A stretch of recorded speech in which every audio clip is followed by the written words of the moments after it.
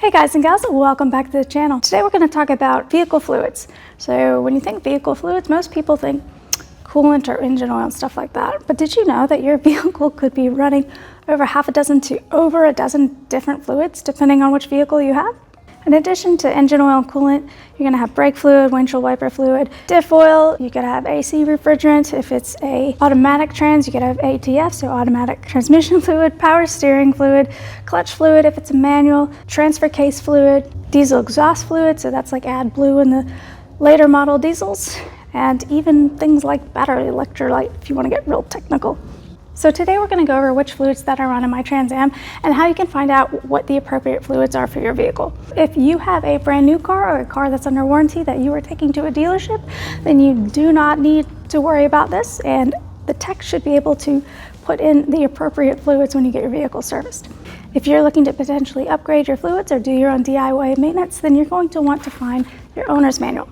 So here you can see the owner's manual specs for my Trans Am.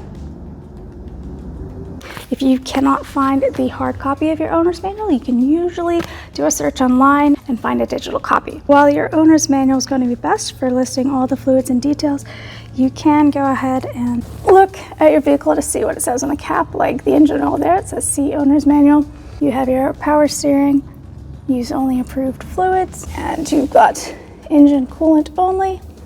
So you've got your DOT3 brake fluid, which you will also be using for your clutch. And sometimes you'll have the warning stickers that says use dex-cool coolant only. And for the refrigerant, you're going to use R134A. Now, sometimes, depending on what battery you're using, you can top up the battery electrolyte. We have done this in motorcycle batteries before. I don't really recommend it. It's much easier just to replace the battery.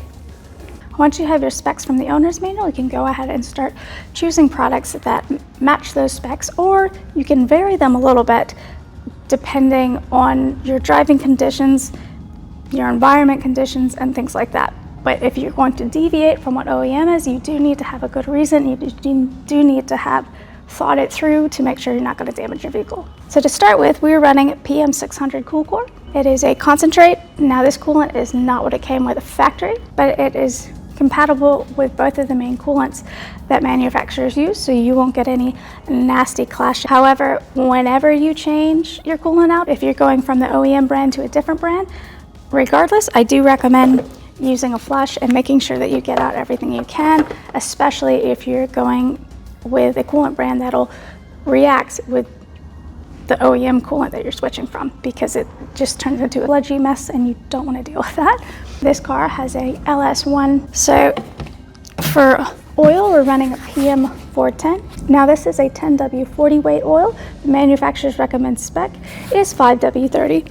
So if we wanted to, we could run PM 420, which is a 5W30 as the manufacturer recommends. However, given the environment that this engine is running, how many Ks are on it, and what we're doing with it, we're going to go ahead and run the thicker viscosity 10W40.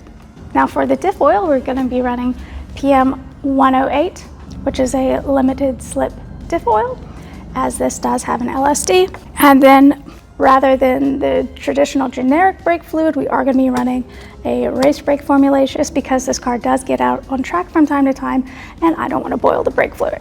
As far as windshield washer options, it's usually pretty open. You can just use a little bit of concentrate, pour it in, and top it up with water. Or you can use a premix. It's all entirely up to you. As far as power steering fluid, we are going to be using this ATF. So sometimes you can run ATF as power steering fluid. This specifically says that it is a Group 2 mineral-based automatic transmission and power steering fluid. So you can use that. Just make sure you check your owner's manual and make sure that you don't have to use a very specific power steering fluid for your vehicle. This car has a T56 6-speed manual, so we're going to be running the same fluid that we do in the brakes. So again, we're using that race brake fluid formulation for the clutch as well. While not mandatory, but optional, we are running PM Lubrication PM 800 in the fuel system. So you just open the cap, measure out the amount of product, pour it straight into the fuel tank, fill it up, and you're ready to go. And basically it improves fuel economy, increases power, and just cleans everything up from tank to tail. Alright guys and gals, thanks for watching. If you found this video helpful, please hit like and subscribe, and feel free to share and comment below. Let us know what you're running in your car and if you've changed anything from OEM and why you've done that. Thanks.